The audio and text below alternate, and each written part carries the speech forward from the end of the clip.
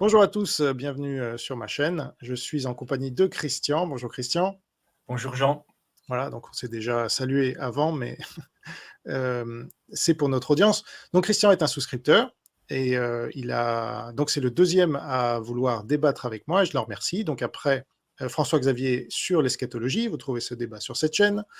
Eh bien, on va débattre aujourd'hui de l'œcuménisme. Alors, c'est encore un débat religieux, je sais, mais la religion fait partie de la vie, en tout cas pour les religieux. Et puis même pour les athées, ils sont au contact de croyants. Il y a dans le monde, on l'oublie souvent, plus de croyants que d'athées, hein, largement plus. Alors, c'est peut-être pas le cas en France ou en Belgique, où tu habites, Christian. Tu vas nous dire qui tu es un peu juste après. Mais donc, je rappelle le sujet d'aujourd'hui. L'œcuménisme est-il chrétien? Puisque Christian est catholique et je suis protestant réformé, donc on va débattre de tout ça. Je rappelle juste le principe si vous voulez débattre avec moi. Soit vous êtes déjà souscripteur et vous avez accès donc à mon contenu privé, et donc vous avez la possibilité de débattre avec moi, soit il faut devenir souscripteur si vous voulez débattre avec moi exprès, et vous aurez en plus l'accès à mon contenu privé. Voilà, et donc vous me contactez sur le mail qui s'affiche, et je vous dirai si le thème que vous me proposez m'intéresse. Donc, Christian, tu m'avais proposé ce thème sur l'œcuménisme, qui est très intéressant en effet. Donc, est-ce que tu peux rapidement te présenter? Ensuite, bon, moi, je n'ai pas besoin de me présenter. Je te laisserai la parole pour 5 à 10 minutes pour que tu nous expliques pourquoi, selon toi, l'œcuménisme est chrétien. Et ensuite, je répondrai.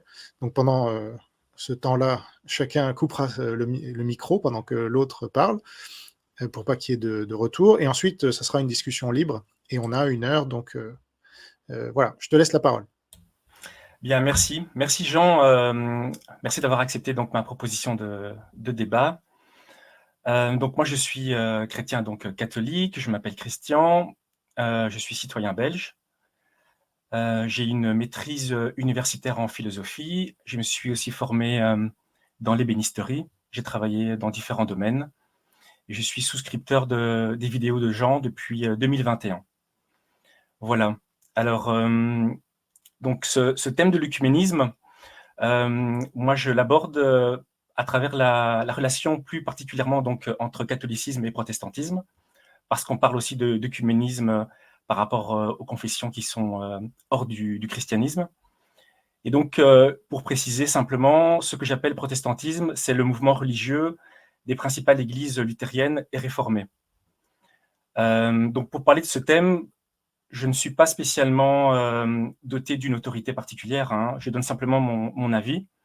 Mais mon avis, il est basé sur un texte assez important qui est méconnu, souvent méconnu, disons. C'est le décret sur l'œcuménisme, justement, qui a été rédigé dans le cadre du Concile de Vatican II. Et puis, je m'inspire aussi des réflexions d'un théologien protestant qui s'appelle Oscar Cullmann et qui, justement, avait été invité par le pape Paul VI lors du Concile Vatican II, notamment pour le conseiller et pour donc assister aux réunions. Donc il était présent, donc c'est quelqu'un d'assez influent et d'important à cette époque-là. Alors donc moi, ce que je constate souvent, c'est que par rapport à cette question de l'œcuménisme, il y a un élément qui empêche, je dirais, de comprendre vraiment la relation entre protestantisme et catholicisme, c'est le rôle du pape. Donc il y a beaucoup de protestants et aussi pas mal de catholiques qui, à mon avis, surestiment le rôle du pape en considérant qu'il est le principal chef, le principal guide de l'Église catholique et que les fidèles catholiques seraient censés se soumettre aux décisions du pape. Et donc cette vision, à mon avis, elle doit être très fortement nuancée parce que le vrai chef et le vrai guide de l'Église catholique, c'est Jésus. Le cœur de l'Église catholique, c'est le cœur de Jésus. Le cœur de l'Église protestante, c'est aussi le cœur de Jésus. Et donc, la tête de l'Église protestante et la tête de l'Église catholique, c'est Jésus. Et donc, Oscar Cullmann, par exemple, entre autres, hein, parmi d'autres personnes, il propose vraiment de voir le protestantisme et le catholicisme comme en communion. c'est vraiment là tout le sens de l'œcuménisme.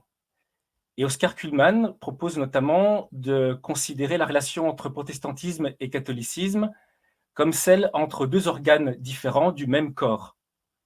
Et c'est la même image qu'utilisait le pape Jean-Paul II pour parler de la relation entre l'Église orthodoxe et l'Église catholique.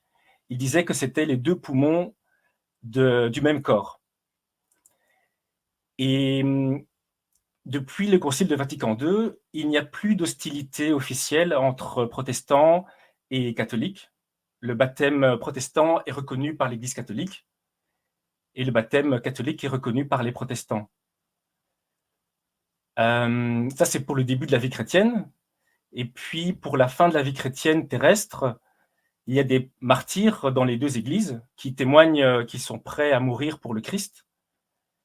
Et donc, ça montre aussi que les deux églises sont en communion, donc au début de la vie chrétienne et à la fin de la vie chrétienne, et puis tout le long de la vie chrétienne, parce qu'elles ont beaucoup en commun, comme deux organes du même corps. Et alors, pour comprendre mieux la relation entre protestantisme et catholicisme par rapport au rôle du pape, moi, je trouve intéressant de passer de la métaphore organique, la métaphore corporelle, de passer de cette métaphore à celle du chemin.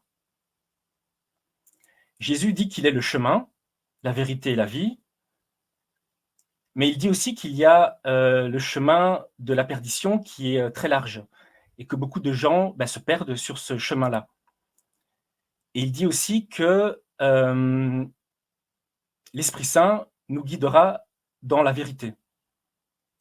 Et pour moi, ces indications-là, on peut les rapprocher pour comprendre que Jésus est le bon chemin, l'Esprit Saint est le bon guide qui nous conduit vers le bon chemin, sur le bon chemin, mais on peut aussi ne pas trouver le bon guide, on peut aussi ne pas trouver le bon chemin. Un peu comme les disciples d'Emmaüs, qui étaient accompagnés par Jésus, mais qui ne le reconnaissaient pas. Et donc, à mon avis, tout l'enjeu à ce niveau-là, c'est de comprendre qu'on a besoin d'aide, on a besoin de signes, de moyens, d'aide pour nous aider justement à trouver Dieu, sa présence dans ce monde. Puisqu'en trouvant Dieu, on trouve le bon guide et le bon chemin. Et donc, ce qui est intéressant, à mon avis, de prendre en compte par rapport à ça, c'est que Dieu se rend présent dans ce monde dans des réalités qui sont plutôt stables et d'autres qui sont plutôt changeantes. Ce que je veux dire par là, c'est que ce qui est stable, c'est ce qui correspond à la nature humaine, profonde, intime, donc à l'intériorité de l'âme, avec son désir universel et inné de bonheur, de vérité, sa capacité à aimer, à raisonner, à imaginer, à choisir entre le bien et le mal. Et puis, il y a ce qui est changeant, et ça, c'est plus ce qui est temporel, donc les institutions politiques, économiques qui varient d'une région à l'autre, d'une époque à l'autre. Et Dieu, il influence les réalités changeantes, temporelles, et il influence aussi l'intériorité de l'âme. Et ce qui est, à mon avis, important de prendre en compte, c'est que on n'utilise pas des signes changeants pour indiquer une réalité stable. Par exemple, on ne va pas utiliser une girouette pour indiquer l'emplacement d'une capitale. Et inversement, on n'utilise pas non plus un signe stable pour indiquer une réalité changeante. Donc, on ne va pas utiliser un panneau routier pour indiquer la direction du vent. Et donc, ça m'amène en fait à penser que l'Église catholique et l'Église protestante, elles ont chacune un charisme qui correspond justement à ces différences entre les réalités stables et les réalités changeantes. À mon avis, on peut dire que ce qui est le charisme propre du catholicisme, c'est de nous aider à discerner et à accueillir la présence de Dieu dans l'âme, tandis que le charisme propre du protestantisme, c'est plutôt de nous aider à discerner et à favoriser la présence de Dieu dans le monde temporel, donc dans les institutions politiques et économiques. Et aujourd'hui, on a 5 siècles de recul sur le protestantisme et 20 siècles de recul sur le catholicisme. Et je pense que on peut constater assez facilement, si on s'intéresse aux œuvres, aux fruits du protestantisme, on peut constater que le protestantisme a catalysé la liberté politique et la liberté économique via la démocratie et le capitalisme. Et donc ce sont d'excellents fruits du protestantisme. Et dans ce domaine-là, le catholicisme n'a pas été à la hauteur. Et je dirais même qu'il est toujours en fait en retard, donc par rapport au discernement des réalités politiques et économiques.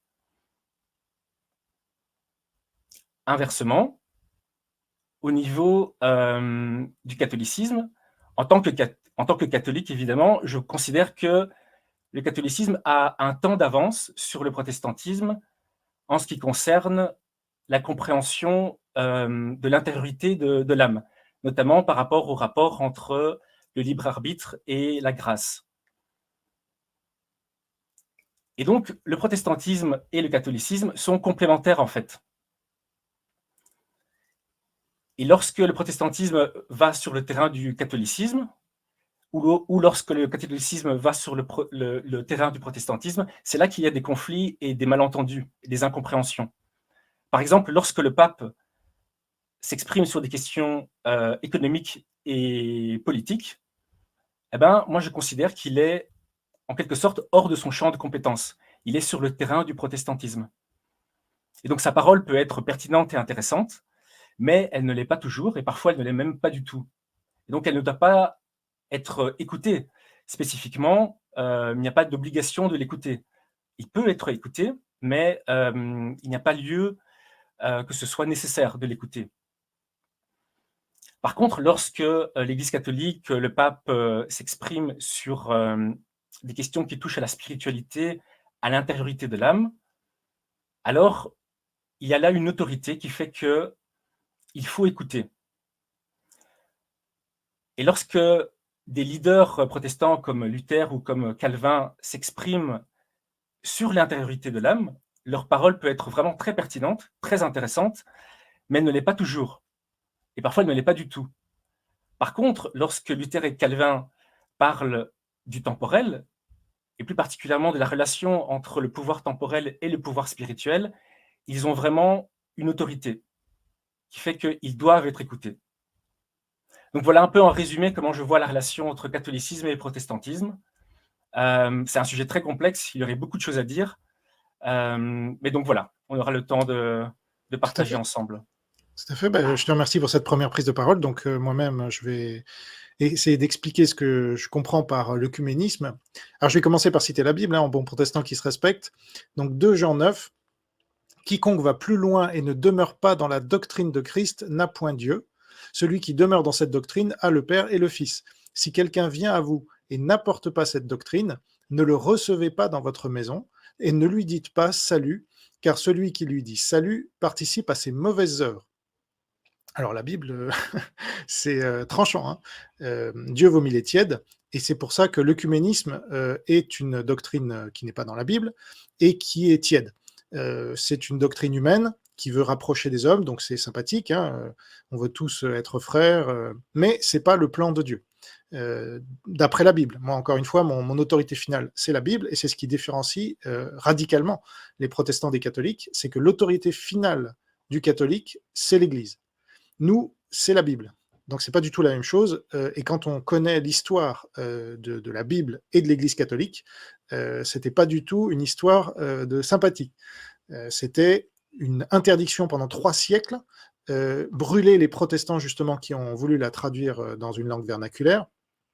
et pas du tout la respecter, c'est-à-dire en faire diversion systématiquement avec des saints, le culte des saints, le culte marial, le pape, ses encycliques, tout ce que tu dis qu'il faut écouter quand ça ne relève pas du temporel. Moi, je considère que ça fait diversion de Jésus et de la Bible, qui est mon autorité finale. Donc, c'est pas acceptable pour un protestant réformé digne de ce nom, selon moi. Alors, tu as parlé du décret sur l'œcuménisme de Vatican II. Je pense que les gens connaissent Vatican II, peut-être un peu moins le décret sur l'œcuménisme, mais ce que tu n'as pas dit, je ne sais pas si tu le sais, c'est que ce décret ne revient pas sur le Concile de Trente qui anathémise le protestantisme.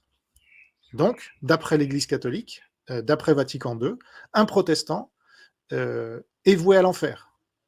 Et moi, ça me va très bien, puisque nous-mêmes, nous pensons que, en tout cas, alors, voilà, certains protestants pensent, et je suis de ceux-là, que les catholiques, malheureusement, en tout cas, au minimum, prennent un grand risque avec leur âme, avec leur salut. Alors, c'est vrai qu'il y a un débat au sein des protestants. Il y a quelques années, il y a eu un débat entre le pasteur Douglas Wilson et le pasteur James White. Je ne sais pas si tu as vu ce débat, pour savoir si, donc entre deux pasteurs réformés protestants, pour savoir si les catholiques sont nos frères en Christ ou pas. Et donc James White disait non. Certes, on a le même baptême, puisque un baptême reconnu comme tel par les protestants doit être fait au nom du Fils, du Père et du Saint-Esprit. Au nom du Père, du Fils et du Saint-Esprit, plutôt dans l'ordre. Et donc ça, c'est le cas du baptême catholique, donc ça va. Et c'est ce sur quoi Douglas Wilson s'appuie pour dire que les catholiques, en effet, sont nos frères en Christ. Par contre, à cela, James White ajoute que l'Église catholique a empilé tellement d'hérésies depuis des siècles que c'est pas du tout chrétien même. Non, il va jusque-là. Alors moi, bon, je ne sais pas si je peux aller jusque-là. En tout cas, Jésus n'est pas au cœur de l'Église catholique, contrairement à ce que tu dis, d'après moi. D'après moi, quand j'entends des catholiques, que ce soit ici en Polynésie ou partout, même quand j'écoute le pape ou quand j'entends des catholiques, ils ne me parlent pas de Jésus. Très rarement. Là, tu viens d'en parler et c'est très bien, mais sache que tu es en minorité dans ton Église. Et je pense qu'il y a des gens qui sont sauvés parmi les catholiques. Ça, oui. Mais le catholicisme, je pense, est une fausse doctrine, est une mauvaise doctrine qui éloigne de Dieu et de la Bible. Parce que le pape n'est pas biblique, le culte marial n'est pas biblique, enfin toutes ces traditions réelles ou supposées qui ont été ajoutées et qui sont devenues des dogmes dans lesquels il est obligé de croire aujourd'hui et dans lesquels aucun des pères de l'Église ne croyait, parce que ça a été rajouté, et c'est bien à cela qu'on le voit. Donc là, j'en appelle à ta logique et à ton bon sens, sachant que c'est Dieu qui sauve et pas, c'est pas nous-mêmes qui nous sauvons, voilà. Donc dans la doctrine protestante, c'est pas moi qui vais te convertir aujourd'hui. Il n'y a que Dieu qui peut te convertir. Mais moi, j'évangélise selon ce que je comprends de la Bible qui m'a été rendue compréhensible par Dieu, d'après Luc 24, 45 et d'autres versets. Donc, voilà, j'en parle dans mon Histoire chrétienne de la France. Hein, je ne sais pas si tu as lu mon livre, mais là, je démontre historiquement, puisqu'on juge un arbre à ses fruits, que, et tu as parlé du temporel, l'Église catholique s'est emparée du temporel en 1085 avec Grégoire VII et son Dictatus Papae, son infâme, devrais-je dire, Dictatus Papae, qui avait pour but de justifier les croisades. Ce qui effectivement a eu lieu, alors pas par Grégoire VII, parce qu'il est mort avant, mais c'était Urbain II, son successeur, qui s'est servi de ce Dictatus Papae. Donc, le spirituel était déjà dans les mains de l'Église catholique à l'époque, et ils se sont rajoutés le temporel. Donc, ce n'est pas du tout les protestants qui prétendent au temporel. Notre royaume n'est pas de ce monde, nous sommes attachés à la Bible, donc c'est le contraire, en fait.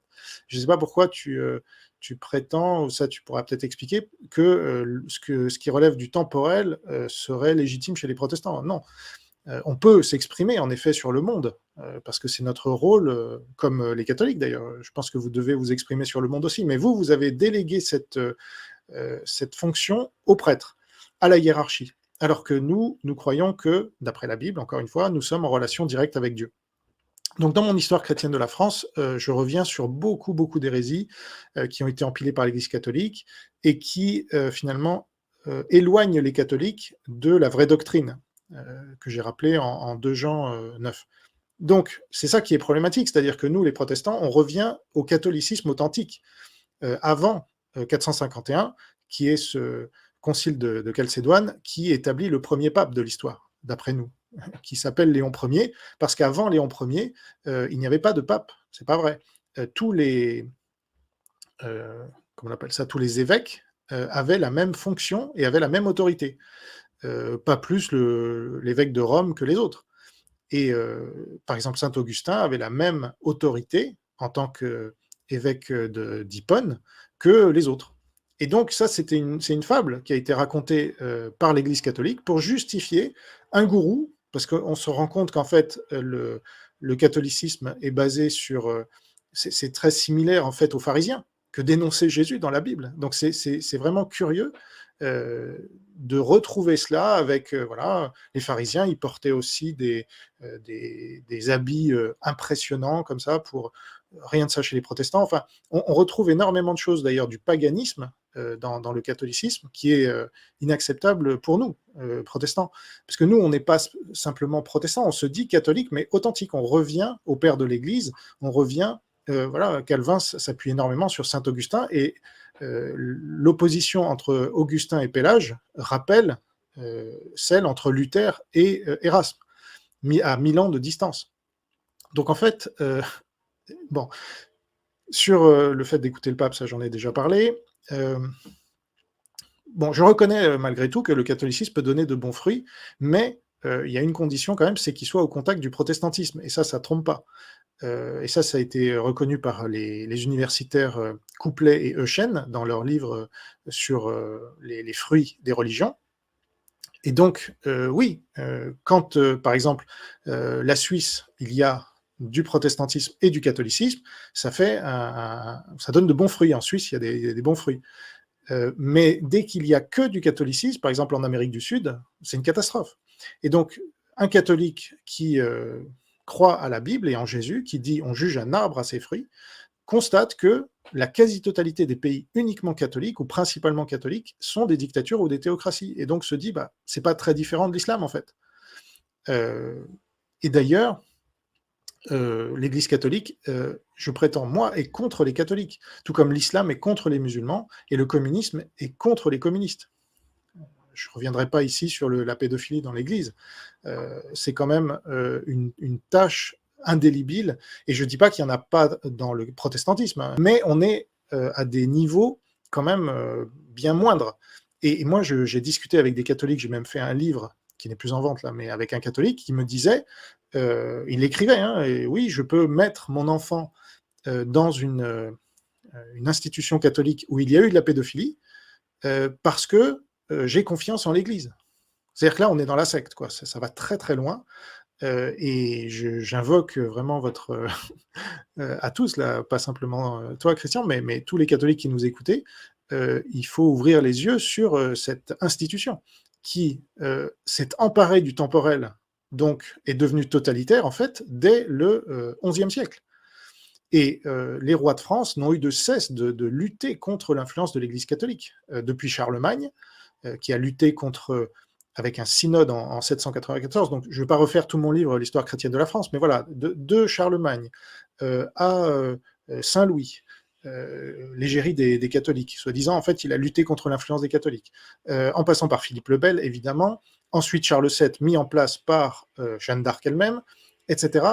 On a eu de cesse de lutter contre l'influence de l'Église catholique. Donc si on est patriote français, alors je sais que tu es belge, mais voilà, nous, en plus, les Français, on doit avoir une dent contre l'Église catholique, en plus, quand on connaît notre histoire. Mais c'est vrai que cette histoire a été réécrite. Donc, pour conclure, ma première prise de parole, je dirais que ce qui compte, c'est pas l'œcuménisme, qui n'est pas biblique, parce que est-ce que tu pourrais citer un seul verset à l'appui de cette thèse? Ça serait intéressant. Moi, je t'ai cité un verset au moins, mais j'en ai beaucoup d'autres.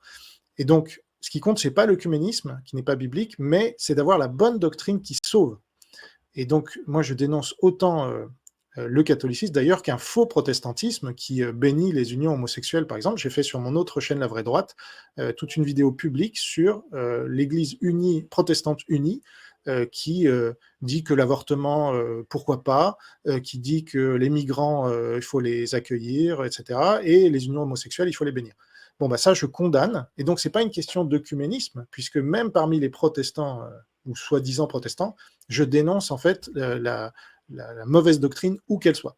Voilà, j'ai été trop long, mais je te rends la parole.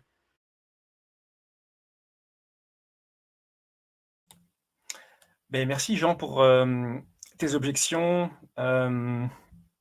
et tes commentaires.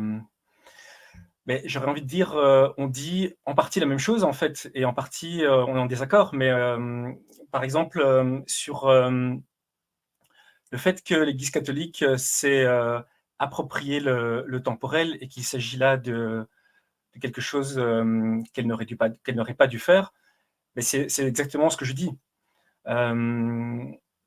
C'est pas du tout son domaine.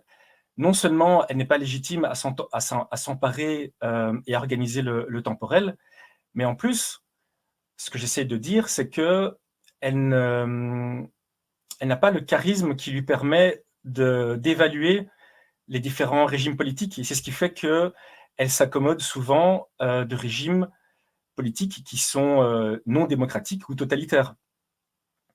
Donc c'est exactement ce que je dis en fait. Et alors l'exemple de la Suisse est très, très intéressant parce que tu dis que justement en Suisse, là où le catholicisme et le protestantisme sont présents tous les deux et qu'ils arrivent à s'articuler, ça donne d'excellents fruits. Là encore, c'est ce que j'essaie de défendre. C'est-à-dire que moi, il me semble qu'aujourd'hui, en fait, la plupart des chrétiens sont à la fois catholiques et protestants. Ils sont catholiques par rapport à leur vision de leur relation à Dieu dans leur âme, et ils sont protestants dans leur vision du temporel. C'est-à-dire qu'ils adhèrent à la démocratie de façon spontanée. Alors pas toujours, évidemment, à différents degrés, mais la tendance, c'est plutôt de défendre la démocratie, de défendre les libertés. Et le protestantisme a été un catalyseur majeur dans le monde pour la protection et le développement des libertés individuelles au niveau politique et économique. Et en même temps, le chrétien qui souhaite qu'il y ait plus de démocratie, eh bien, il est aussi attaché à son libre arbitre, en fait, qui est quelque chose qui différencie le catholicisme du protestantisme. Et donc, pour moi, en fait, l'œcuménisme, il est déjà là, en fait, chez la plupart des chrétiens. La plupart des chrétiens ne sont pas que catholiques ou que protestants. Simplement, ils n'en ont pas conscience, mais ils sont à la fois catholiques et protestants. Et alors, pour revenir sur le décret sur l'œcuménisme qui a donc été rédigé dans le cadre du Concile Vatican II, en fait, il y a un passage dans ce décret qui remet à zéro, en fait, en quelque sorte, les condamnations passées entre catholiques et protestants. Et il y a aussi d'autres documents qui vont dans ce sens. Il y a notamment une déclaration conjointe des luthériens et des catholiques sur la doctrine de la justification. C'est un document qui date de 1999, où les luthériens et les catholiques s'accordent à dire que de chaque côté, il y a eu des graves erreurs qui ont été la cause de graves conflits, mais les condamnations du passé n'ont plus de valeur aujourd'hui. Et en 2017, les luthériens et les catholiques ont célébré ensemble l'anniversaire de la Réforme, ce qui est quelque chose de tout à fait extraordinaire d'une certaine façon. Et donc, en fait, l'œcuménisme, il est de plus en plus présent dans l'Église, dans les églises, et il est de plus en plus présent aussi dans la vie des chrétiens, comme j'essaie de l'expliquer. Par rapport au verset qui correspondrait à l'œcuménisme, il y a un verset qui dit, enfin c'est Jésus qui demande à son Père qu'ils soient tous un comme je suis un avec toi. C'est un des versets principaux que les personnes qui adhèrent à l'œcuménisme citent. Donc c'est un verset que je te propose, et je ne sais pas ce que tu penses de ce verset, si tu considères qu'il peut signifier que Dieu veut l'œcuménisme, ou bien si tu as une autre interprétation.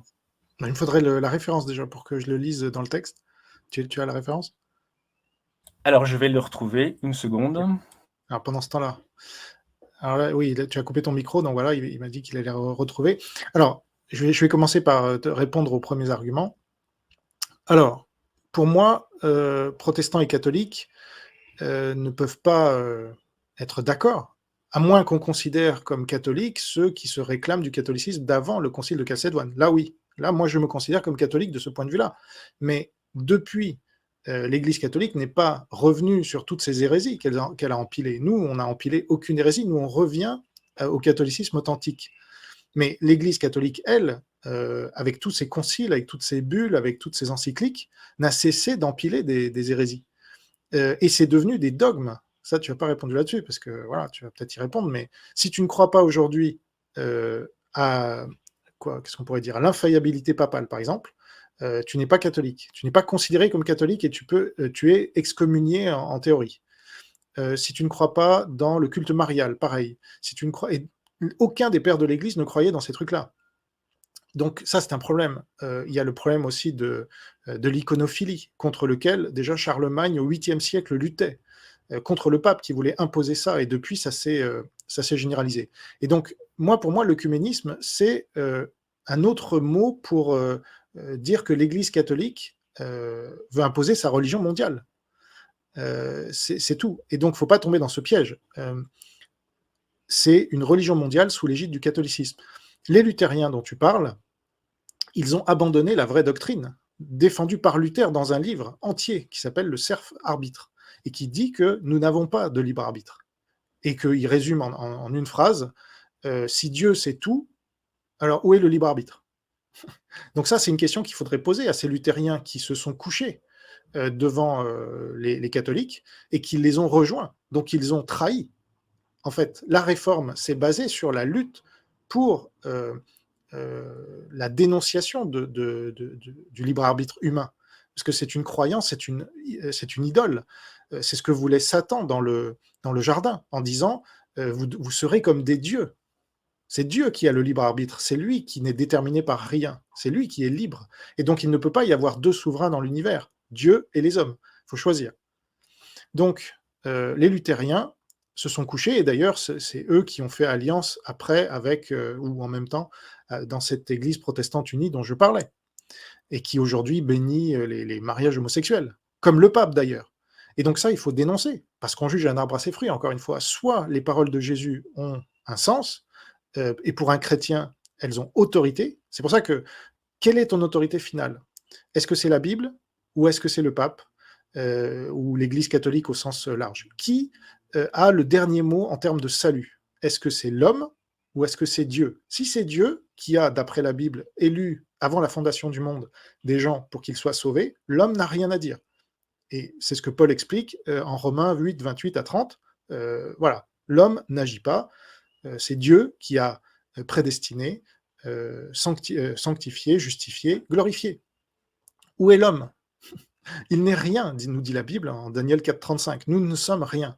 Or, la croyance dans le libre arbitre, c'est une croyance du démon qui veut faire croire que nous sommes à la hauteur de Dieu, que nous pouvons décider de notre salut contre la volonté de Dieu. Je ne connais pas de doctrine plus blasphématoire que celle-là. Et sans parler de la messe qui consiste à crucifier Jésus, alors qu'il a dit qu'il s'était sacrifié une fois pour toutes. Donc, toutes ces hérésies-là, c'est trop une seule hérésie, c'est déjà trop, mais comme il y en a des dizaines et des dizaines, l'œcuménisme est impossible pour un protestant ou un chrétien authentique, d'après moi. Et voilà. Et je terminerai par rapport à ce que tu as dit sur le libre arbitre, encore une fois. Pour moi, même les catholiques ne croient pas vraiment au libre arbitre, puisque quand ils prient, il demande à Dieu de convertir un tel, d'agir pour telle chose. Ça, c'est nier le libre arbitre de la personne quand on demande à Dieu de la convertir. Donc en fait, tout le monde est calviniste, tout le monde est protestant quand il prie, mais Satan domine ce monde, et donc, vis-à-vis des autres hommes, on prétend défendre le libre arbitre. Voilà ce que je pense. Alors, j'ai retrouvé donc le verset auquel je faisais référence tout à l'heure. Donc, c'est Jean 17, 11. Donc, c'est Jésus qui dit, il s'adresse à son Père, « Je vais à toi, Père Saint, garde en ton nom ce que tu m'as donné, afin qu'ils soient un comme nous. » Donc, il y a cette référence à l'unité divine de la Trinité, comme inspiration pour l'unité des chrétiens. Donc, il y a d'autres versets qui reviennent aussi sur cette unité. Alors, en fait, pour revenir sur ce que tu dis, l'Église catholique admet qu'elle a fait des erreurs. Et elle admet qu'elle peut faire des erreurs, en fait. Elle n'est pas infaillible sur tous les points, à tous les niveaux, sur toutes les questions, tous les sujets. Il y a un travail qui est fait par justement les personnes qui essaient d'œuvrer pour l'œcuménisme, un travail de mémoire pour se rendre compte, voilà, de ce qui s'est passé dans le passé et des erreurs qui ont été commises. Donc l'Église ne dit pas qu'elle est parfaite en tout point et que tout ce qu'elle réalise sur Terre est absolument impeccable, loin de là. Et par rapport à l'infaillibilité papale, croire en l'infaillibilité papale, ce n'est pas croire que le pape a toujours raison et qu'il dit toujours la vérité. Donc c'est ce que j'ai essayé d'expliquer tout à l'heure. Lorsque le pape parle sur des questions économiques et politiques, il est hors de son champ de compétences. Et même dans son champ de compétences, qui est l'intériorité spirituelle, là encore, pour qu'il y ait infaillibilité, il y a des conditions très très strictes, très très difficiles à réunir et qui sont très rarement réunies. Voilà, donc je pense que en fait, la plupart des chrétiens, alors voilà, on n'est vraiment pas d'accord. Contrairement à ce que tu dis, je pense que la plupart des chrétiens sont plutôt attachés au libre arbitre. Et alors, il y a un protestant, notamment un théologien protestant, qui propose, je trouve, une vision assez pertinente sur cette question. C'est Émile Brunner. Il dit que lorsque le protestantisme a tendance, il est lui-même protestant, lorsque le protestantisme a tendance à minimiser la responsabilité humaine en effaçant le libre arbitre, en fait, la dimension du dialogue entre l'être humain et Dieu est minimisée et mise de côté. Alors que dans la Bible, Dieu demande de faire appel à lui. Il dit « frappez et on vous ouvrira, demandez et on vous donnera ». Donc Dieu attend en fait une démarche propre de l'être humain, mais Dieu précède cette démarche. C'est Dieu qui appelle, et l'homme répond, mais il répond parce que Dieu l'appelle en premier. Donc la grâce est toujours présente, du début à la fin de toute la vie chrétienne. Donc, il ne s'agit pas de dire que l'être humain est autonome, il n'a pas besoin de Dieu. C'est toujours Dieu qui est premier, c'est Dieu qui nous a aimés en premier, c'est lui qui nous a appelés, et les êtres humains ont la liberté, le libre arbitre, de répondre oui ou non. C'est la vision que Émile Brunner propose, et donc effectivement, elle rejoint le catholicisme. Et donc effectivement, il y a pas mal de protestants qui, comme je le dis, en fait, sont catholiques dans leur vision de leur intimité spirituelle, et qui restent protestants dans le discernement du monde temporel. Mais j'avais aussi peut-être une question à te poser par rapport, parce que tu dis qu'il n'y a pas dans la Bible de référence à l'œcuménisme, que Dieu finalement ne nous invite pas à l'œcuménisme. Est-ce que pour toi, tu vois un lien entre l'épisode de la tour de Babel dans l'Ancien Testament et puis l'œcuménisme aujourd'hui? Ou bien est-ce que tu ne fais pas de lien entre ces deux aspects? Bah, j'en faisais pas, mais jusqu'à ce que tu en parles, effectivement, ça va plutôt dans mon sens, cette histoire. Donc je sais pas pourquoi tu en parles. Est-ce que c'est parce que tu trouves que j'ai pas assez d'arguments? Mais très bien, moi ça me va, effectivement, la tour de Babel, c'était cette langue mondiale et donc qui voulait monter tellement haut qu'elle voulait, dépasser Dieu. Donc on voit bien là le but d'unir, tous les hommes contre Dieu. Et c'est ce que veut faire le communisme. Donc je ne sais pas pourquoi tu me parles de ça, mais effectivement, c'est un très bon argument pour mon camp, à moins que tu aies une autre interprétation. Oui, bien sûr, évidemment. Oui, oui. L'interprétation, c'est le contraire. Donc, en fait, l'épisode de la tour de Babel, c'est des êtres humains, c'est l'humanité qui essaie de se réunir sans Dieu, donc sans référence à Dieu. Elle trouve son propre fondement en elle-même et elle essaie de se construire comme ça. Et ça, pour moi, ben, ça correspond à toutes sortes de tentatives qui ont été faites dans l'histoire de l'humanité, qui sont adressées contre Dieu, et tout spécialement aujourd'hui au communisme, évidemment, qui est un mouvement international, athée, qui essaie de construire une nouvelle humanité. Et donc, ce que Dieu, lui, fait avec la tour de Babel, c'est qu'il détruit ce mouvement, parce que ce que lui attend, en tout cas c'est comme ça que je comprends ce passage, c'est que les êtres humains se réunissent entre eux, mais avec lui, en référence à lui et sur la base de leur adoration de Dieu. Et donc Dieu est au centre de l'humanité. Et Dieu veut que les êtres humains se réunissent en le prenant lui comme cœur, comme centre. Et donc, au contraire de ce que tu suggères là à l'instant, pour moi, justement, l'œcuménisme, c'est ce que Dieu veut pour éviter que les êtres humains se réunissent entre eux sans lui. Je ne sais pas ce que tu penses de cette façon de voir les choses. Oui, bah, c'est pas du tout la façon dont je vois les choses, puisque, comment dire?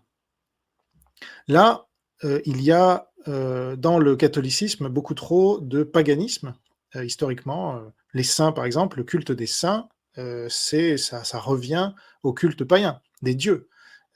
Sachant que les dieux païens n'étaient pas, dieux, c'était des dieux, donc ça veut dire, des dieux qui pouvaient mourir, qui pouvaient souffrir, qui faisaient des erreurs et cetera. Donc rien à voir avec, le Dieu de la Bible et donc les saints, c'est pareil. Ils pouvaient souffrir, ils pouvaient se tromper et cetera, mais ça reste des gens qu'on va prier, donc déjà, c'est très grave, de prier des pécheurs, comme avec Marie d'ailleurs, qui est une pécheresse, hein, ça reste la mère de Jésus, elle n'en est pas moins pécheresse. Mais l'Église catholique est revenue là-dessus, donc non, moi je ne suis pas du tout d'accord avec ça. Alors, euh, tu as parlé de beaucoup de choses. Alors déjà, Jean 17, 11, il faut voir le contexte, hein, toujours.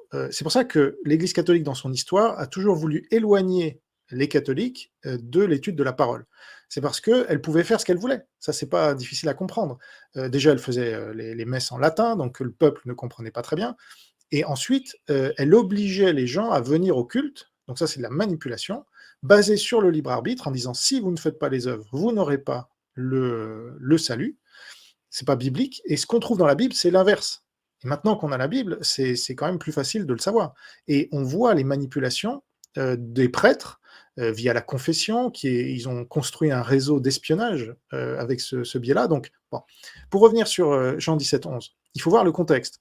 Donc, tu as Jean 17, 9, où Jésus dit très explicitement, hein, je ne prie pas pour le monde, mais pour ceux que tu m'as donnés, parce qu'ils sont à toi. Donc ça veut dire, il fait une distinction, comme dans toute la Bible, entre les élus qui sont sauvés et ceux qui ne le sont pas. Donc c'est dans ce contexte-là qu'il faut lire Jean 17, 11, qui est trois lignes plus tard.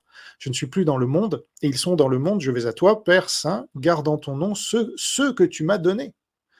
Et ça rejoint, je sais pas, Jean 6, 44, nul ne peut venir à moi si le Père qui m'a envoyé ne l'attire. Ça veut dire, il y a un tri qui est fait par Dieu avant la fondation du monde, et c'est ça le cœur de la doctrine chrétienne, c'est que c'est Dieu qui choisit qui est sauvé et qui ne l'est pas. Voilà, parce qu'on normalement on est tous pécheurs, donc on doit tous aller en enfer, mais par grâce, il va en choisir certains qui sont ses enfants d'adoption. Voilà, et c'est ça la doctrine de l'élection qui rejoint d'ailleurs le peuple élu d'Israël, qui n'est pas Ils ne sont pas tous élus, tous les Hébreux n'étaient pas élus, mais c'était le peuple élu, donc, dont est venu Jésus. Et donc, c'est cette doctrine-là dont s'éloigne tellement l'Église catholique qu'on se demande même ce qu'elle a de chrétien. Puisque toutes ces hérésies qui ont été... tu as dit que l'Église admet des erreurs. Dont acte, mais par exemple sur l'Inquisition, etc. Oui, en effet. Mais est-ce qu'elle a abrogé un seul concile, une seule bulle, une seule encyclique? Tu peux peut-être nous le dire. Alors oui, il y a notamment, par rapport à cette question qui est assez méconnue d'ailleurs, au début de la colonisation de l'Amérique du Nord, les papes avaient justifié la colonisation avec des bulles. Alors je n'ai plus les références exactes pour pouvoir les citer maintenant, mais récemment, oui, l'Église a considéré que ces bulles n'étaient pas valables, par exemple. Et puis, je rappelle aussi donc, ce que je disais, hein, donc, dans le décret sur l'œcuménisme, les condamnations passées du protestantisme par le catholicisme sont effacées. Voilà. Et les catholiques et les protestants ont fêté ensemble l'anniversaire de la Réforme. Donc il y a vraiment tout un travail qui a été fait à partir de Vatican II pour voir ce que les catholiques et les protestants ont en commun, voir les erreurs qui ont été faites, voir ce qui a causé les conflits, et pour dépasser justement ce qui est dépassable en maintenant les différences, sans nier les différences évidemment. Et donc, je pense que l'état actuel de l'œcuménisme est vraiment intéressant à connaître, parce qu'officiellement, il n'y a plus d'hostilité entre les catholiques et les protestants. Non, mais Donc, au niveau des autorités. Je ne défends pas l'hostilité entre les catholiques et les protestants, hein, moi je dis. Mais je dis que la vraie doctrine doit être défendue coûte que coûte, et jusqu'à se faire brûler. C'est ce qu'ont fait les protestants, qui ont été brûlés par les catholiques, je rappelle. Jeanne d'Arc, notamment, dont moi je dis qu'elle était protestante. Et donc, quand tu dis ils ont fêté la Réforme ensemble, il faut que tu te rendes compte quand même que c'était parce que les luthériens, donc à l'origine de la Réforme, il y a Luther. Luther, qu'est-ce qu'il a fait? Il a défendu l'idée qu'il n'y a pas de libre arbitre, d'accord?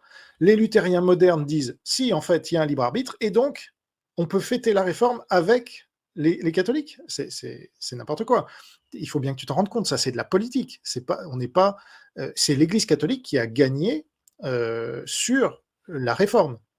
Dans cette opération de communication, ce sont des gens qui se disent luthériens, mais je peux te dire que si Luther il revenait demain, il les dénoncerait bien plus violemment que je ne le fais là, parce que franchement, c'est une trahison pure et simple de tout le message de Luther, qui a basé sa réforme sur le fait qu'on n'a pas de libre arbitre. Donc s'il y avait une seule chose qui détermine tout le reste de la théologie, c'est qu'on n'a pas de libre arbitre. Or, ces luthériens-là disent si. Donc ce ne sont pas des luthériens, je veux dire, si les mots ont un sens. Et donc, ils sont venus, ils ont rejoint l'Église catholique, c'est tout. Ce sont des catholiques, ce ne sont pas des luthériens. Donc c'est normal qu'entre eux, alors qui fêtent la réforme derrière, ça c'est fou quand même. Il ne faut pas tomber dans ce genre de piège. Même si ça peut faire plaisir de voir des gens contents d'être ensemble, ce sont les mêmes en fait. Et donc, on revient un peu sur l'infaillibilité papale dont tu parlais. Je sais bien que ça ne veut pas dire que le pape a tout le temps raison, mais aucun père de l'Église ne souscrit à cette définition de l'infaillibilité papale qui dit que dans le domaine de la foi très particulier, je sais pas quoi, là, il a toujours raison. Il n'y a aucun père de la foi qui n'a jamais trouvé ça, tout simplement parce qu'aucun père de l'Église ne pense qu'il y a eu un pape. C'est tout. Le premier pape est arrivé en 451 avec Léon Ier. Et donc les pères de l'Église, la plupart, c'est avant. Il y en a quelques-uns après, mais enfin la plupart, ils sont avant, et donc ils ne reconnaissent pas même la légitimité d'un pape. Ce n'est ni biblique, ni dans la tradition. Mais l'Église catholique a voulu imposer ça pendant des siècles et des siècles, où les gens étaient peu éduqués, du fait de l'Église catholique d'ailleurs, qui refusait la diffusion de la Bible. Hein, et quand les protestants ont voulu la diffuser, ils se sont fait brûler. Donc là, il y a quand même des signes. Et aujourd'hui, c'est la même chose avec, c'est vrai, une manipulation qui est différente, puisque les gens maintenant sont éduqués grâce aux protestants et grâce à la diffusion d'Internet qui est due au protestantisme là aussi. Et donc, il faut manipuler les gens différemment. Alors, on manipule plus en les brûlant, on les fait accepter notre doctrine, parce que il y a toujours une seule doctrine. Hein. On ne peut pas croire en deux doctrines à la fois. Soit Dieu est souverain et c'est lui qui a un libre arbitre, soit l'homme est souverain et c'est lui qui choisit s'il est sauvé ou pas. Voilà. Et d'ailleurs, tu pourrais dire, toi, en quoi tu crois? Est-ce que tu crois que c'est toi, au final, qui choisis d'être sauvé ou pas et qui peut résister à Dieu si lui t'a choisi de toute éternité, mais que tu dis non, et que ça, c'est possible? Parce que c'est ça la doctrine catholique. C'est l'homme, c'est l'humanisme, en fait. L'humanisme vient du catholicisme. Et ça, c'est anti-biblique. Et c'est en ça que nous, protestants, on défend. En fait, c'est nous qui défendons la tradition. Historiquement, puisqu'on revient au père de l'Église, alors que l'Église catholique s'en éloigne. Elle s'éloigne de la Bible, elle s'éloigne des pères de l'Église, elle s'éloigne de Jésus. Comment est-ce que tu veux qu'on se réconcilie avec ça? On ne peut que le dénoncer si on est authentiquement chrétien, tu comprends? Et donc, on doit aimer les catholiques en tant que chrétiens et leur expliquer et les évangéliser. Leur dire qu'il faut qu'ils se repentent de leurs péchés, comme nous, on s'est repentis de nos péchés, et qu'il faut qu'ils croient en Jésus et personne d'autre, et qu'ils ne prient pas le rosaire, qu'ils ne prient pas les saints, qu'ils croient seulement en Jésus et sa parole inspirée, qui est la Bible, et qu'ils jettent au feu le catéchisme hérétique, qu'ils n'aillent plus à la messe hérétique, et qu'ils ne fassent plus toutes ces pratiques hérétiques. C'est tout. C'est ça le message d'un chrétien authentique, et tout ça avec amour et douceur, comme on le fait aujourd'hui. Enfin, j'espère. Alors, dans les documents œcuméniques entre catholiques et luthériens, les luthériens, en tout cas de ce que je comprends de ces documents, les luthériens n'abdiquent pas devant le catholicisme, notamment sur la question du libre arbitre. Donc, par exemple, dans la déclaration conjointe des luthériens et catholiques sur la doctrine de la justification, donc c'est un document qui date de 1999, on peut le trouver facilement sur Internet. Ben, dans ce document, les catholiques et les protestants maintiennent leurs différences. Donc, il n'y a pas une homogénéité, il n'y a pas une confusion entre les catholiques et les protestants. Et par rapport à la place du libre arbitre dans la doctrine catholique, c'est difficile de développer en longueur, mais simplement j'aurais envie juste de renvoyer les personnes qui regarderaient notre discussion au théologien Émile Brunner, dont j'ai parlé tout à l'heure, qui est donc protestant et qui explique pourquoi en fait la doctrine du serf arbitre, donc la négation du libre arbitre, entre en contradiction avec la Bible. Parce que, comme je le disais, Dieu, il dit « frappez et on vous ouvrira, demandez et on vous donnera ». Donc, Dieu attend une démarche de l'être humain. Ça ne veut pas dire que cette démarche est première, ça ne veut pas dire que cette démarche se fait seule, mais elle participe. Donc, Dieu est premier, c'est lui qui nous aime en premier, c'est lui qui nous appelle en premier, et les êtres humains ont la capacité de dire oui ou non. Sinon, si cette capacité de dire oui ou non, le libre arbitre, n'existe pas, n'a pas de réalité, il devient difficile aussi, je ne sais pas ce que tu en penses, peut-être tu pourrais donner ton point de vue là-dessus, à mon avis, il devient difficile de comprendre comment un jugement moral est possible, comment est-ce que Dieu va pouvoir juger les âmes si les âmes ne sont pas responsables de ce qu'elles ont fait. Comment est-ce que tu expliques la possibilité d'un jugement s'il n'y a pas de libre arbitre? Alors, je vais répondre à ta question, mais déjà, je vais t'en poser une d'abord, parce que je voulais te la poser tout à l'heure, puis j'ai oublié.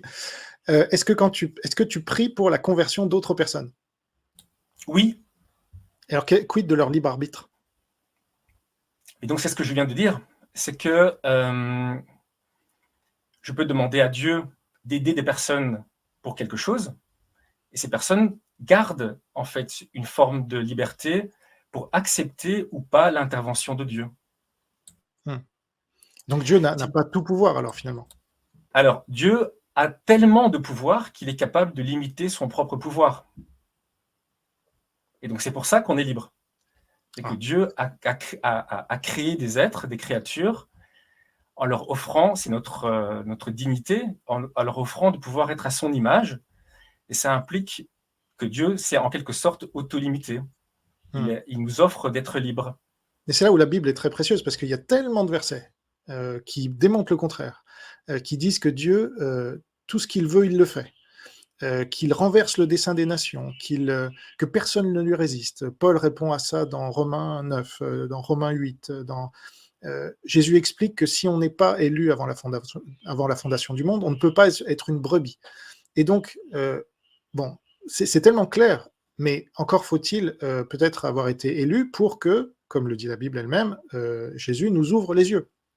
Ça, c'est peut-être la condition qui empêche à certains de voir cette vérité. Mais du coup, si vous ne voyez pas cette vérité, ça pose problème sur votre salut. Moi, je prétends. Et donc, si vous vous accrochez quand même à la doctrine du libre arbitre, qui n'est pas biblique, qui vient d'un païen, alors ça, déjà, ça devrait vous poser question. Aristote, repris par saint Thomas d'Aquin, et ensuite qui a donné l'humanisme, c'est-à-dire une doctrine centrée sur l'homme et non pas sur Dieu. Je veux dire, Pétrarque, Thomas More, qui a fait l'Utopie, hein, et Erasme, auquel s'opposait Luther, justement. Bon, donc ça, je pense... Alors maintenant, pour répondre à ta question, le jugement moral n'a pas besoin du libre arbitre. Déjà, le libre arbitre n'existe pas, donc c'est inverser les choses, mais les âmes sont responsables parce que nous sommes nés pécheurs, nous dit la Bible. Hein. C'est David qui dit, voilà, tu m'as conçu dans le péché, à sa mère. Donc il est né dans le péché, et donc on est pécheur. Ok, étant pécheur, on est ennemi de Dieu. Et donc on mérite l'enfer. C'est aussi simple que ça.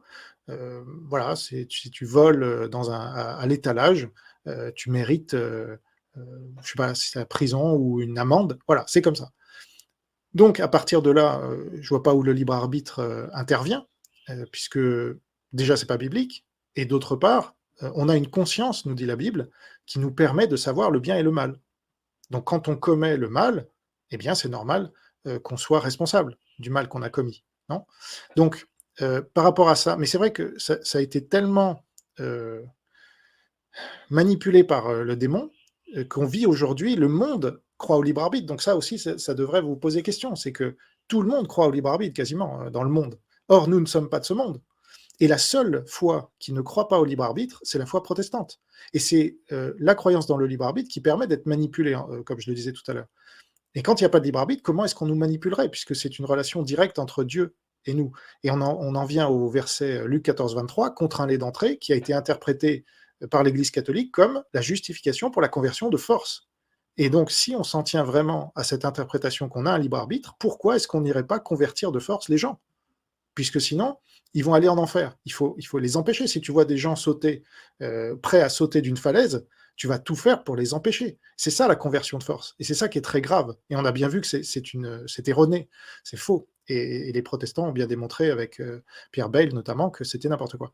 Parce que c'était une lecture de saint Augustin jeune, mais il a reconnu lui-même qu'il s'était trompé, et en étant plus âgé et plus sage, il s'est rendu compte qu'on n'avait pas de libre arbitre et que c'était Dieu qui convertissait de force. Parce qu'il y a une conversion de force dans l'histoire, mais c'est par Dieu. Voilà, c'est lui qui décide avant la fondation du monde, il est souverain, donc il vient nous chercher. Moi, il est venu me chercher dans mes péchés, dans mes offenses, dans lesquelles j'étais mort. Donc là, c'est très clair aussi. Comment est-ce qu'un mort peut faire quoi que ce soit pour son salut? Il ne peut pas. Nul ne peut. Hein, Jean 6, 44. Nul ne peut venir à moi si le Père qui m'a envoyé ne l'attire. Donc la condition, c'est que Dieu vienne nous chercher. Et donc toute cette doctrine-là, c'est la vraie doctrine que je rappelais en 2 Jean 9, si on ne l'a pas, je doute au moins du salut de ceux qui n'y croient pas. Voilà. Après, je ne suis pas Dieu, donc je ne peux pas affirmer. Et quand tu dis frappez, on vous ouvrira, d'ailleurs, je vais conclure maintenant, et je te donnerai le dernier mot parce qu'on arrive à la fin de notre débat. Mais là, je vais conclure, et comme ça, tu auras le dernier mot. Donc, mais je vais répondre à tes derniers arguments parce que c'est intéressant. Quand tu dis, Jésus dit, frappez, on vous ouvrira, cherchez et vous trouverez, même. Tu as oublié cette parole qui est encore plus, qui va encore plus dans ton sens. En apparence. Cherchez et vous trouverez. Certes, mais la Bible, c'est un livre complet. Donc d'une part, il faut regarder les autres versets, pas extraire un verset pour essayer de lui faire dire ce qu'on aimerait qu'il dise, et d'autre part, il y a un contexte. Donc il faut regarder et le contexte et le reste de la Bible. La Bible ne se contredit pas, contrairement à ce que m'a déclaré un théologien catholique, Arnaud Dumouche, ça c'est là où on voit que c'est vraiment pas chrétien, d'après moi. Quand un catholique te dit la Bible se contredit et donc il faut une autorité supérieure qui s'appelle l'Église pour pouvoir dire ce qui est la vérité, non. La Bible ne se contredit pas, ça voudrait dire que Dieu se contredit.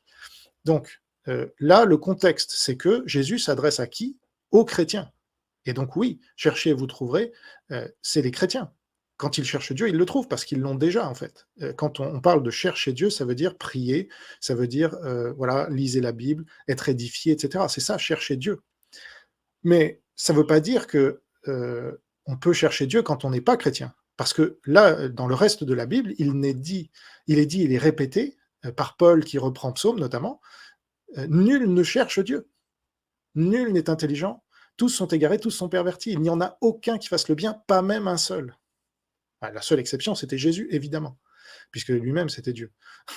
Donc, là, si on extrait, et ça, c'est la spécialité des sectes, et moi, je considère que l'Église catholique est une secte qui a réussi. On l'a souvent dit, c'est pas infamant, mais c'est une secte, ça reste une secte. Quand j'entends des paroles de catholiques souvent qui me disent, c'est pas ton cas, hein, évidemment, mais qui me disent la Saint-Barthélemy, il fallait la faire, c'est ce qu'a dit Zemmour, par exemple, qui dit je suis pour l'Église et contre le Christ. Des paroles aussi violentes qui justifient la Saint-Barthélemy, qui justifient après pour des questions politiques par rapport aux musulmans, je ne rentre pas là-dedans parce que c'est du délire, mais il y a beaucoup de gens qui le suivent et ce sont majoritairement des catholiques, malgré le fait qu'ils disent je suis contre le Christ. Et ça en dit long sur l'état du catholicisme aujourd'hui. Et je rejoins le constat que les luthériens aujourd'hui ne croient plus au libre arbitre. Tous ceux avec qui j'ai pu discuter et tous ceux que j'ai pu écouter, même des pasteurs, ne croient plus au libre arbitre, croient au libre arbitre justement, ne croient plus dans le serf arbitre prôné par Luther. Donc, ma conclusion, c'est que je pense que l'œcuménisme est un grave danger, que c'est une manipulation de plus de l'Église catholique, une de plus, voilà, depuis 1500 ans maintenant, qu'elle agit sur les âmes. Et donc, moi, je fais bien une distinction entre 451 avant et après. Hein. Donc, 1500 ans qu'elle agit sur les âmes pour nous manipuler et nous faire diversion de Jésus et du salut. Voilà. En inventant des concepts comme le purgatoire et d'autres choses. L'œcuménisme, c'est une manière de créer une religion mondiale sous l'égide du catholicisme, tout en faisant croire que on doit bien s'entendre parce que c'est l'amour et tout ça. Non, Dieu est un Dieu de vérité, donc la vérité avant tout, et donc avant l'œcuménisme. Voilà, avant le fait de chanter Kumbaya tous ensemble. Et j'en veux beaucoup, moi, à ces luthériens et à d'autres qui, même les orthodoxes et tout ça, si on croit en une doctrine, on doit la défendre jusqu'à la mort. Jusqu'à la mort. Pourquoi nos aïeux se sont fait massacrer, je parle de mes aïeux en l'occurrence, mais pourquoi ils se sont fait massacrer quasiment au génocide? C'est parce qu'ils savaient que la Bible était vraie, ils voulaient la défendre, ils voulaient défendre Jésus et la vraie doctrine. Ils sont allés jusqu'à se faire massacrer. Il n'y a plus de protestants réformés aujourd'hui. Et d'autres ont rejoint, donc il y a eu les convertis de force déjà, mais beaucoup ont rejoint ou ont quitté, alors là c'était les plus courageux, ils ont quitté la France pour maintenir leur foi, mais d'autres ont rejoint l'Église catholique parce qu'ils ont rejoint le monde. L'Église catholique est très implantée dans le monde. Voilà. Parce que depuis Dictatus Papae, elle s'est emparée du temporel. Et donc, nous ne sommes pas de ce monde. Donc ça ne nous intéresse pas l'œcuménisme de ce monde. Ce qui nous intéresse, c'est notre royaume qui n'est pas de ce monde et avec la vraie doctrine qu'on va défendre pour sauver les âmes. C'est la vraie doctrine, c'est Jésus qui sauve. Et donc, il faut lui rendre justice. C'est comme ça. C'est la mission qu'il nous a confiée. Il nous a confié, repentez-vous de vos péchés, évangélisez, faites des disciples. Et c'est ce qu'on fait, mais avec la vraie doctrine, sinon on fera des faux convertis. Et donc on les enverra en enfer. Voilà, donc j'espère que je n'ai pas été trop dur, mais c'est un peu le cœur qui parle, un cœur converti, pas voilà, un cœur de pierre qui a été changé en cœur de chair. Et donc, je reprendrai la parole à la fin pour te remercier une dernière fois, mais je te laisse maintenant pour ta conclusion. Alors, je vais juste revenir sur quelques éléments que tu as dit. donc tu sembles dire que l'œcuménisme serait une doctrine utilisée par les catholiques pour imposer une forme de religion mondiale. Historiquement, l'œcuménisme vient des protestants, avec l'éparpillement, entre guillemets, des églises protestantes. C'est d'abord chez les protestants que l'œcuménisme est apparu. Après, on peut interpréter différemment, évidemment, ce processus de développement de l'œcuménisme. Mais je voulais juste préciser ça, parce que je ne le savais pas, et je l'ai découvert récemment, que donc c'est quelque chose qui vient d'abord des protestants. Et alors, la deuxième chose sur laquelle je voulais revenir, c'est sur l'argument que le libre arbitre vient d'un philosophe païen, donc Aristote. En fait, je pourrais aussi dire que l'absence de libre arbitre, c'est quelque chose qu'on retrouve aussi chez les païens, par exemple chez Démocrite. Et puis, de façon très similaire à Calvin, bien que, évidemment, avec une autre forme, mais on retrouve l'absence de libre arbitre chez Spinoza, qui, très vraisemblablement, s'est directement inspiré de Calvin. Et Spinoza, c'est ce qui a conduit à Hegel, et Hegel à Marx. Donc il y a aussi une filiation non chrétienne du côté de l'absence de libre arbitre. Voilà, et alors je voulais simplement rendre grâce à Dieu pour cette discussion, qui était très intéressante. Et tu n'as pas été trop dur. C'est très intéressant d'avoir des arguments francs. C'était vraiment une discussion, un dialogue très enrichissant. Et donc je voulais simplement inviter les personnes qui regarderaient cet échange et qui voudraient mieux comprendre la vision catholique de l'œcuménisme, et même la vision de certains protestants de ce que c'est que l'œcuménisme. Ils peuvent chercher à trouver des informations sur le théologien protestant Oscar Cullmann, dont j'ai parlé. Et puis, il y a aussi donc le décret œcuménique de Vatican II qu'on peut trouver facilement sur Internet. Et alors, il y a aussi un document assez important et intéressant, c'est une lettre encyclique de Jean-Paul II qui commente en fait le décret œcuménique donc de Vatican II. Et cette lettre encyclique de Jean-Paul II donc, date de 1995. C'est un texte très intéressant. Et puis, donc, il y a la déclaration conjointe des luthériens et des catholiques sur la doctrine de la justification, qui est aussi un texte voilà, intéressant que j'invite les personnes qui nous regardent à consulter. Et donc, je remercie Dieu pour ce débat. Je lui rends grâce. Et je prie Dieu de protéger, de bénir toutes les personnes qui regarderont ce débat. Voilà, Jean, merci encore pour nous avoir réunis ce soir par ce débat, par ce dialogue. Merci à toi. C'est moi, merci d'avoir proposé ce débat en effet très intéressant, qui m'a permis de pousser ma réflexion sur un sujet auquel j'avais déjà réfléchi, mais pas aussi intensément. Donc, si vous voulez débattre avec moi et que vous êtes déjà souscripteur, ce sera facile. Envoyez-moi un mail à l'adresse qui s'affiche et on discutera pour savoir si ce sujet m'intéresse ou pas, ou si je suis compétent, hein, tout simplement. Là, j'estime être suffisamment compétent sur l'œcuménisme ou avant cela sur l'eschatologie pour en parler. Mais ça peut être un sujet politique, hein, parce que si on fait que des sujets religieux, après les gens vont dire « Ah voilà, Jean-Robin, c'est un théologien maintenant ». Non, je réagis aux sujets qui me sont proposés. Il se trouve que c'était 2 sujets théologiques. Et c'est très bien, je veux dire, tant mieux, voilà. Et c'est bien de parler de Dieu dans une France, malheureusement, qui se déchristianise. Donc j'espère que ce débat vous aura intéressé. N'hésitez pas à dire ce que vous en avez pensé en commentaire, et si vous nous interpellez directement, nous essaierons d'y répondre. Merci encore à toi, Christian. Bonne continuation en Belgique. Vive la Belgique, vive la France, et à très bientôt pour un prochain débat ou une prochaine vidéo. Salut!